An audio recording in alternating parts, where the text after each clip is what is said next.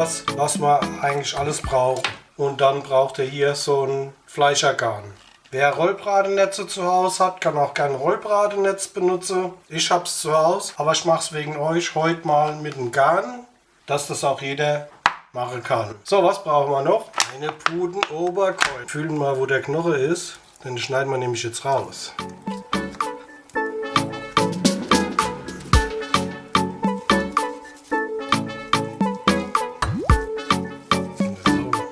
Also ein bisschen Fleisch lasse ich jetzt am Knochen dran. Das haue ich mir später in die Heißluftfritteuse rein. Das ist sehr lecker. Das schneiden wir jetzt hier so ein bisschen. Seht ihr? Das ist doch wunderbar.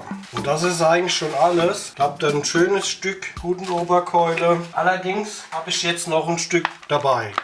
Ihr könnt das jetzt noch so ein Stück machen und dann oben drüber legen.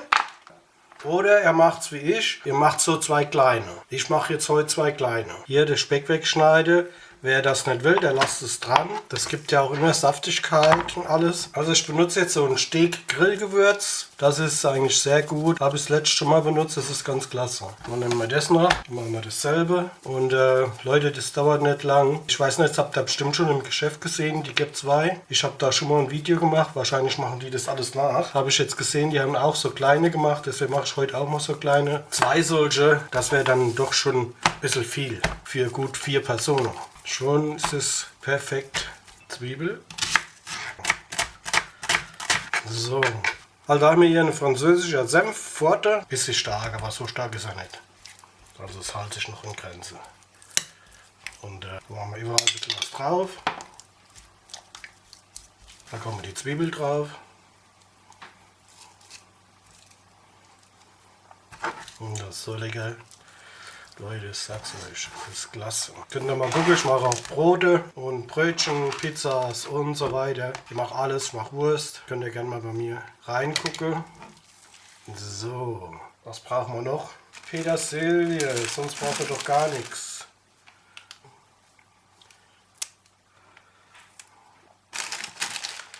So, wer will, kann dann jetzt auch noch Speck reinmachen. Das könnt ihr euch kaufen, das gibt es dann im Geschäft. Jetzt wickelt man das Ding hier mal einfach zusammen. Legen wir das mal so rüber. Und das mal so rüber und das so.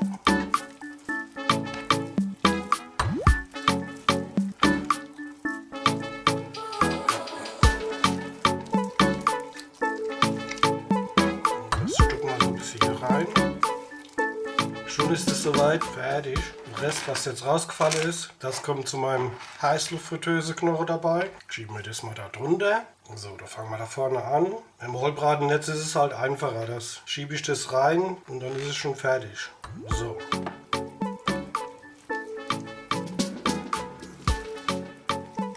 Und da habt ihr hier schon euer Rollbraten.